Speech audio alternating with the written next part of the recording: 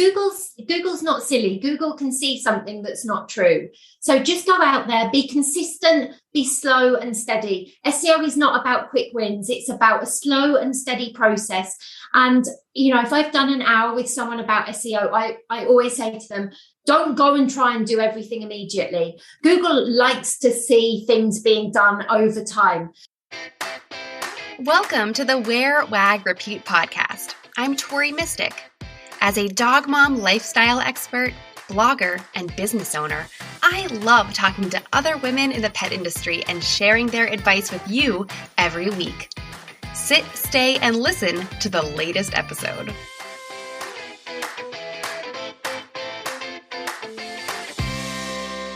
On this episode, I had the chance to talk to Rosie Robinson of WUF Design.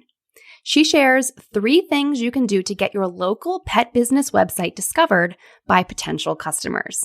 This includes using free tools from Google for local service and brick and mortar businesses. We also talk about using the right keywords. Rosie will explain why it's essential to list out descriptive keywords so customers can find you through Google or any other search engine. Now, what about online-only businesses? I had to ask Rosie for some advice for you too. She explained some SEO strategies you can use beyond your own website, such as mentions on other people's blogs, podcasts, the press, etc. Then at the very end, Rosie shares some great advice that I want to repeat to you right now so you can keep it in mind while you listen to this episode. She says that SEO improvements are best when they're implemented slowly over time. So, while you hear us talk about all the things that you can do to improve your website, please don't feel like you have to sit down for the whole entire weekend and do every single thing in one sitting. It's actually more strategic and also better for your mental health to do one thing per week. But before I hit play on this interview, I need to take a quick little detour about something that is time sensitive. Did you know that having a big heart is a strength in business? With compassion fatigue being a big issue in the pet industry, sometimes it doesn't feel that way. But my multi-passionate entrepreneur idol, Marie Forleo, says that big-hearted people like you and me are wired to succeed in a digital world. As women in the pet industry, we have really big hearts and we work hard every day to improve the lives of pets and their people. Over the last couple of years, Marie has taught me that compassion is actually our biggest competitive advantage. In addition to her amazing pep talks, Marie hosts her signature program, B School, and is opening up enrollment for a limited time going on right now. I first enrolled in B School in early 2020. And over the last 2 tumultuous years, it has been such a great support to help me figure out exactly how to pivot my business and continue to thrive as a petpreneur. I could go on and on about all the things I love about this program, and I will, but if you want to check it out now, you can find a link to my B School review in the show notes for this episode. I'll go into more detail live on the Wear, Wag, Repeat Instagram account on Thursday night to answer any questions that you have. Currently, I am the only pet industry affiliate for B School. So that means I get to offer really cool bonuses, including my own pet industry specific online programs and one-on-one support. I'll tell you all about it live on Instagram, or you can read about it at that link in the show notes. Don't wait another year. This is your sign to bring your pet business dreams to life and to do it with me cheering you on. Okay, now let's hear about SEO from Rosie. Rosie Robinson of WUF Design has been working within the pet industry for over 16 years now.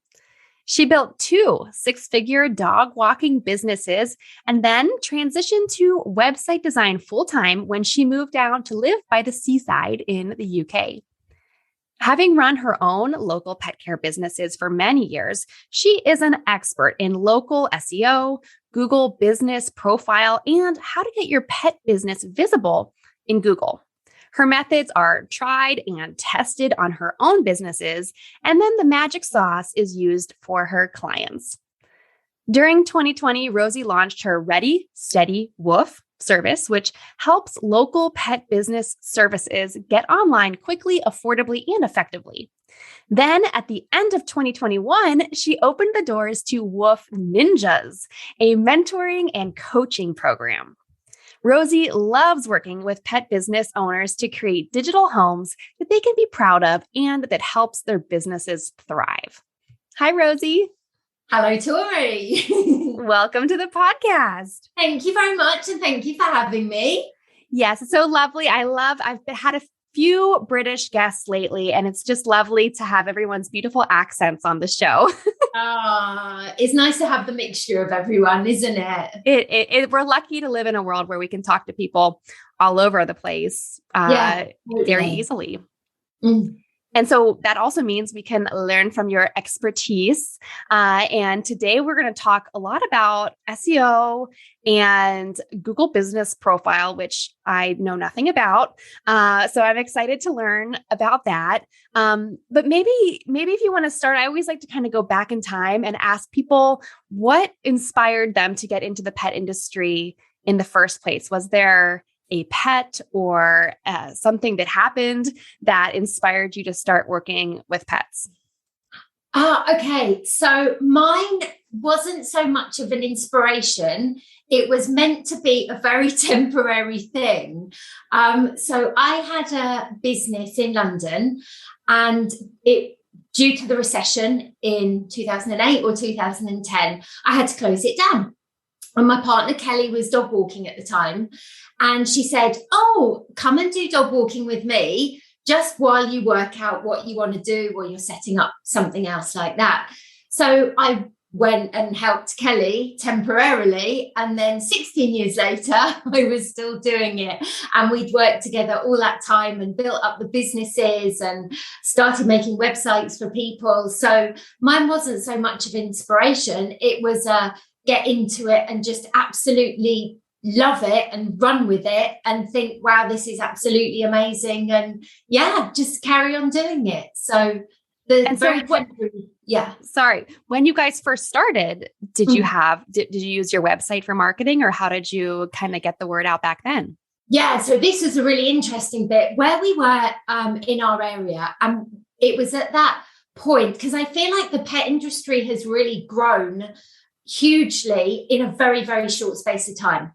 So when we started dog walking, there weren't very many other dog walkers, and also there were hardly any with websites.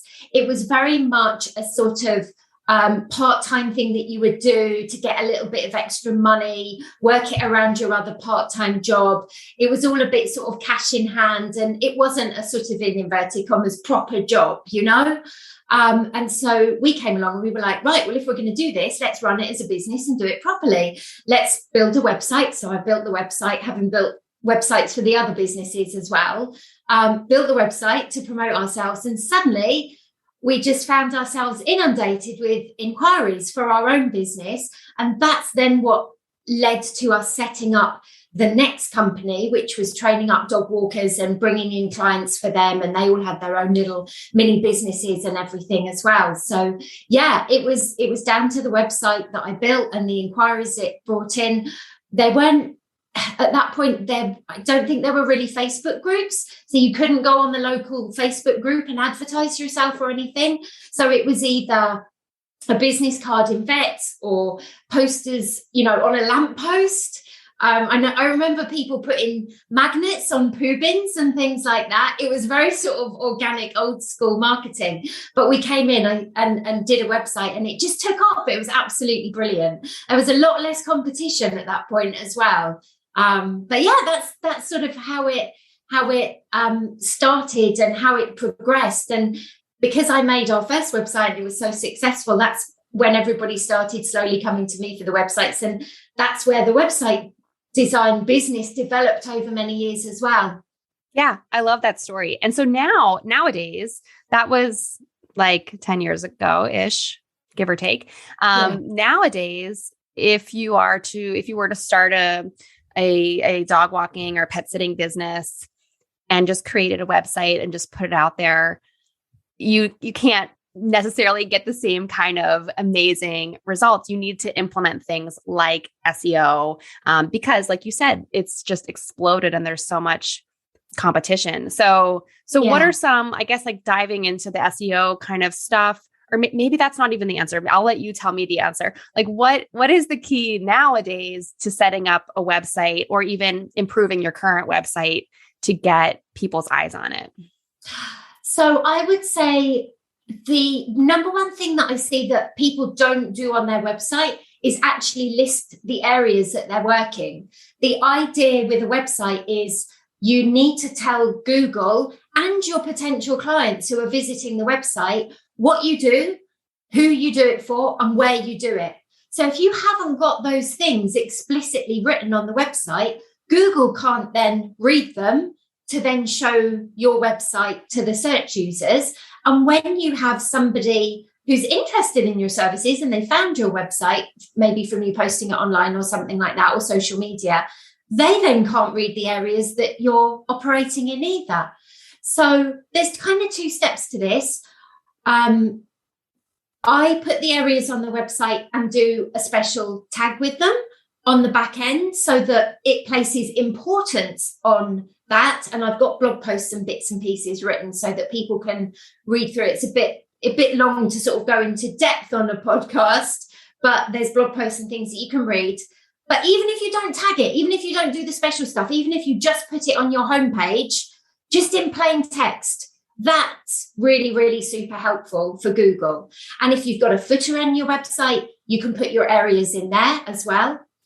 The other really important thing is to make sure that you are calling your services exactly what they are so that Google knows exactly what you do.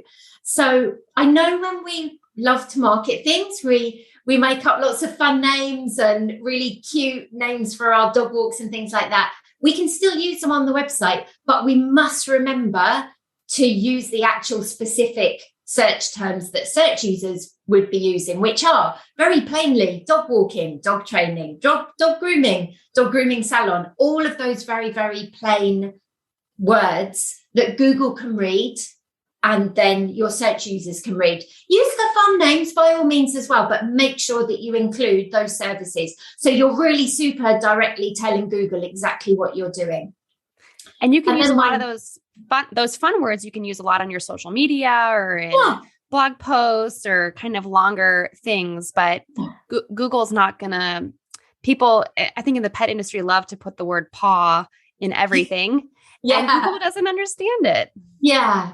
And I think it's one of my favorites. And I love this is when people call things like adventure trails and things like that, which is really lovely. It, you know, the vision that you've got of these adventure trails of the dogs rambling through the forest and on the beach and whatever is really great. It's a lovely vision that it gives, but it's not very helpful with your SEO. So by all means, you can talk about your adventure trails, but when we're talking about page titles and page URLs and all of those sorts of things, make sure you call it a dog walk so that Google knows it's a dog walk, because your search users aren't going to be searching for an adventure trail. They're going to be searching for a dog walk. And that's what we need to match up. We need to match up what the search user is putting in and what's on our website.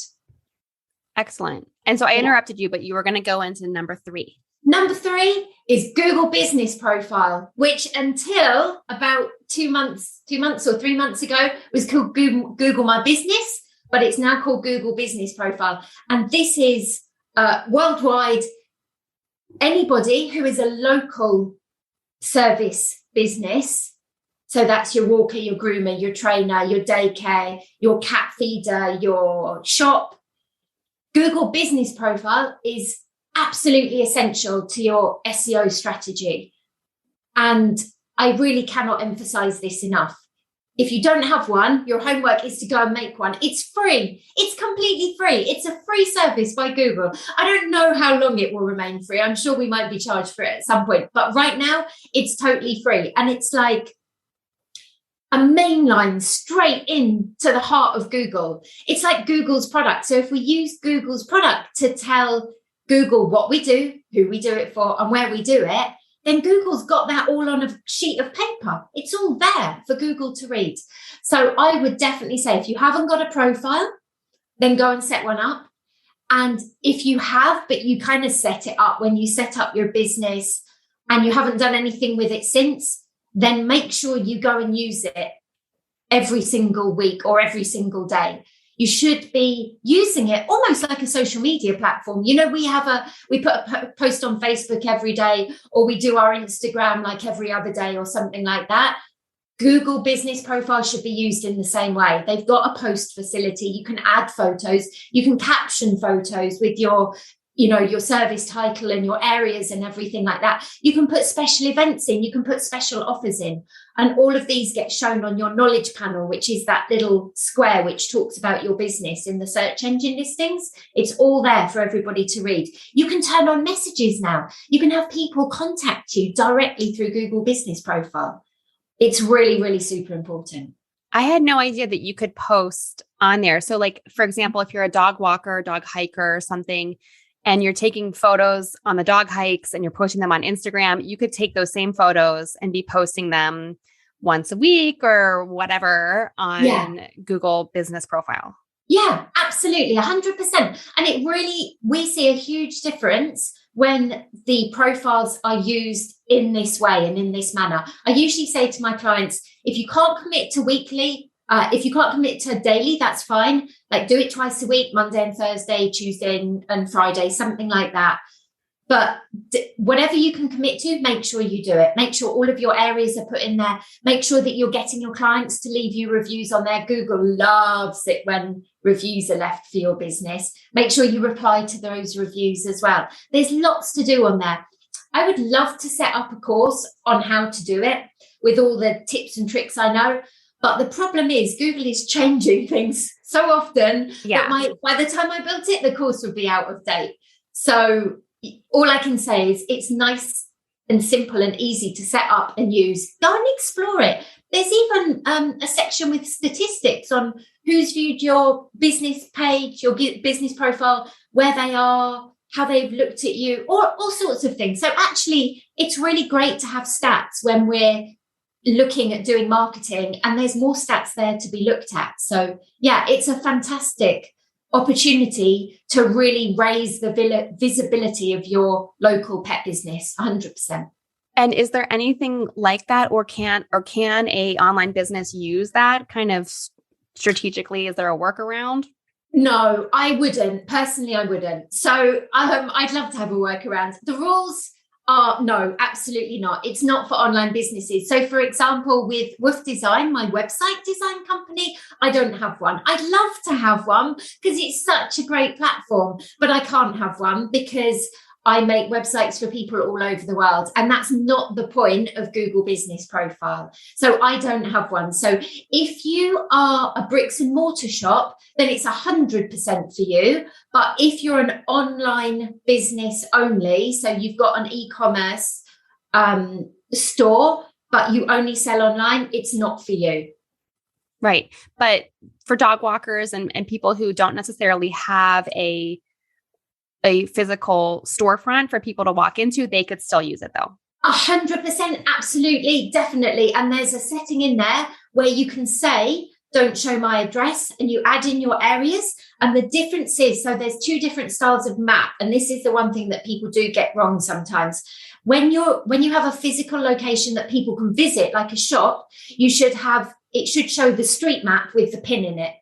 If you're a dog walker or a trainer or somebody that goes and visits people at their location or in the park, or you're, something like that. A mobile groomer. Yeah. Exactly. That's when you hide your address. Google still knows your address because you verified it. So Google knows where you are, but you hide your address and you make sure that you put all of your individual areas in one by one and you submit them. And then Google will show a little radius map. So you get a sort of a map with a little red radius over the top of it. So people who are looking at it can go, oh yeah, that's my area. Brilliant. Good, good. So that's a little tip to know what to look for. If you have the pin and you don't want the pin, you can get the radius. Yeah, have the radius. And you should have the radius as well. If you're a dog trainer who's going and visiting people at their own homes, then definitely it is for you. Dog walkers, it's for you, 100%. Yeah, excellent. Do you want to make your pet business dreams a reality in less time, for less money, while having way more fun? Marie Forleo's Bee School is a 6-week online program that teaches you how to run a profitable, values-driven business that will profoundly change the quality of your life. I'm an alumni of the course, and after learning so much and implementing it in my own pet business over the last 2 years, I decided to become the only pet industry Bee School affiliate partner. If you're interested in enrolling in this life-changing program, please sign up through wearwagrepeat.com/bschool. And you'll also get access to over $1,100 worth of Wear, Wag, Repeat bonuses, including my own pet industry-specific online programs and tons of one-on-one support. Enrollment is only open for a very limited time. Don't wait another year. Head over to wearwagrepeat.com/bschool and take the first step towards your pet business dream. So what about the people who are online only? How can they use some online tools, like maybe, being really smart about their keywords with their SEO or something like that? What would you advise as for the physical business people, Google Business Profile, that's your homework. But what about for everybody else? What's their homework? So this is a little bit more tricky, and it's a little bit more tricky because there's a lot more competition for so if you're an e-commerce online store, you're selling dog collars. Not only and you hand make them and they're beautiful, but you're sitting at home on your sewing machine, making them beautiful, handmade, bespoke. So are lots of other people as well, and they're trying to sell them online as well. Not only that, but you're also competing when somebody searches for a dog collar with Amazon and with Monster Pets and with Pets at Home we've got over here. I don't know what some big ones are with you. But like Chewy and Petco would be the big ones here. Yeah, exactly. So you're competing with those guys as well. So I would say the trick to e-commerce is, so maybe a few tricks, is, as you said, really think about your keywords. And so your keywords for products would include colors, textures, fabrics, whether something's organic, whether it's vegan, all of those sort of descriptive things about your product. Make sure that they're included in your product titles and your descriptions. Anywhere that you can write things, That's Lucy saying that she wants a new collar. That's your homework, to go and buy Lucy a new collar. Okay. So I would definitely have a really good think about your products, all the descriptive words that you can use, and make sure that they're included in your product titles and your descriptions and everything like that. Because maybe you can never hope to compete for red dog collar, but if somebody's searching for a red tartan dog collar with a gold buckle or something like that, those longer phrases that people search for, you can definitely compete for those. Absolutely. So I would definitely look at your keywords and really brainstorm all of the keywords and all of the descriptors about your products that you can do. Works for pet food and collars and everything. Yeah. And I think one of the struggles that I imagine for people is that they want to have these creative names like the Queen of Hearts collar or, mystical dragon adventure leash or something like that. But that's really fun and all, but it would be better to just name it a descriptive term of what it is. Yeah, it would be. You know what? If you want to keep the product title with the fun stuff in, ideally, yes, you put all the descriptive stuff in it. But if you want to keep the product title, then sometimes we have to break the rules a little bit, but make sure you include all of those words in the descriptive text at least. The other really important place to include all the descriptive text and words, rather than just using the magical words, for example, is in the alt tags. Now, whether you're using WordPress or Squarespace or Shopify, whichever platform you're on, you can go and optimize your alt tags. And these are the words that are used in Google in the text behind your website for accessibility purposes. So we don't want to spam these because they are for accessibility. They're for our website users who are using text to speech and things like that. So we need to, be aware of that and not spam anybody. But for example, again, if you've got an alt tag and it's just red dog collar, there's more competition in the image search listings than there is for red tartan dog collar with gold buckle, etc., waterproof, yes, clean, easy to clean, something like that. So like I always say with keywords, never spam. You should always write naturally, organically, and be true to what it is. But optimizing is all about sort of thinking outside the box a little bit and thinking about more words to use than we would normally use. And then for e-commerce, I would probably say as well, Google Shopping Feed can be a bit of a nightmare to implement, but really, really worth doing. Used to be only paid for ads and is now free to everybody. So if it's a little bit tricky, I know Shopify, it's a little bit easier to do it. If it's too difficult, find somebody to do it for you because it has to be done right. But why not? Again, it's a Google product. They've made it free for all the small businesses to help them compete with the big guys. So why wouldn't we use that? Yeah. I just recently was looking for these very specific pink snow pants that I wanted for myself. And I knew exactly the ones I wanted, but it's kind of, getting to the end of winter. So it was hard to find them.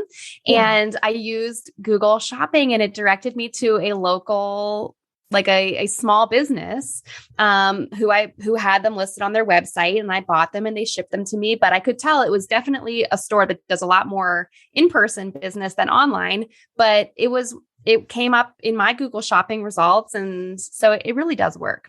Yeah, it absolutely does. And I thought that was really brilliant of Google to realize that because you know what, Google's just trying to provide the best search experience for us because we're basically Google's customer, aren't they? They're making money out their ads, but ultimately they want to provide the best search experience for the users.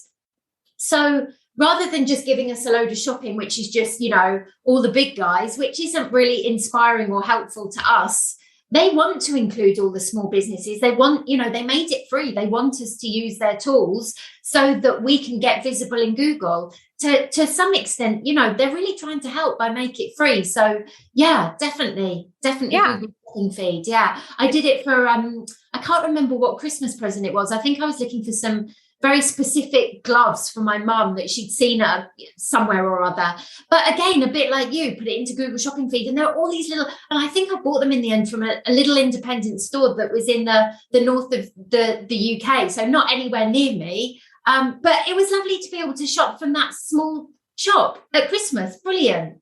Yeah. And I know as a business owner myself, I can just imagine those little businesses when they get their order and they're like, oh, this person in this town ordered something from me. Like that's so random and crazy. But It's kind of exciting. As business owners, we understand the excitement when you hear the Shopify cha-ching noise. So this is just wonderful advice. And I think a lot of this, the keywords for both service businesses and product businesses is just such great advice. And I think people can't hear it enough. But in a couple minutes that we have left, I just wanted to ask you really quickly, because a lot of that is on-page SEO. Yeah. And then there's another thing to think about, which is off-page SEO. And I think this can be confusing for a lot of people. And I was just wondering if you could take a minute or two to kind of explain what the difference is and why we need both. Yeah. So off-page SEO is, so the things that we've talked about are on-page SEO and stuff that we're going to do to our own website. To support that, we can also do off-page SEO. Actually, I guess Google Business Profile is off really because it's on a different platform, but it's supportive of our website and our business as a whole, isn't it? I always say that our website should be the beating heart of our business. That's where you're trying to direct all of your traffic to so that people can either book or buy or reserve or do whatever they need to on your website. So off-page SEO is anything that we can do to support our SEO strategy to drive traffic to our website. Now, if we think about using our keywords that we've gone and brainstormed, so that's all our services and our local areas and our product titles and everything like that, it's using them in as many places over the internet that we can do with the name of our business as well. So if we get lots of mentions all over the internet, if we think about the internet like a great big spider's web, and every time there's a mention of our business on the spider's web, a little LED light comes on, the more little tiny LED lights that we can ping on shines the light on our business, and Google starts to take notice of it. So it's about thinking for your business, where can we turn those little lights on? So as an obvious one, it's your social media. So your social media platforms, Google Business Profile, we've spoken about. Directories are a really interesting one. I love using directories still. I'm not tired of these yet. If you're a local business, then you've got two different types of directories. You've got the local ones, which is like a directory that might be for your local area that's featuring local businesses. So they can be really good because we get that little ding light for the geographic area that we're in. And the other type is the industry specific. So, for example, we've got directories for dog walkers, directories for pet businesses, directories for online shops, if that's you, dog trainer directories, if that's you. We've got a really great one over here called the Groomer Spotlight, which is for qualified groomers who have been through all their city and guilds and everything like that. And this it adds authority to your website and your business's name all over the internet. So yeah, if you're appearing on a podcast like I am today, I hope there'll be a link to my website. Absolutely. on the website. So that's a nice little bit of off-page SEO because it's a backlink back to my website from Tori's wonderful website, which is, featuring all these people, and Google's looking at it, is going, oh my God, Tori's website is absolutely amazing. She must think well of Rosie because she's put her website link on her page. So it's about spreading the Google juice across the internet from businesses to businesses, whether that's directories. If you write a guest blog post for somebody and you feature on that, and there's a little bit at the bottom that says, this blog post was written by Rosie at WUF Design, you can visit her here, blah, blah, blah, blah. So if we think about those places that we can give our website a little bit of credit, or our services, or our business name, or our geographic areas, or our products, if you appear in the press as well, oh my God, that's amazing. Little, nice big tick for your off-page SEO, isn't it? So it's kind of like about spreading your name and lighting up the lights across the internet. I love that. And spreading the Google juice. Yeah.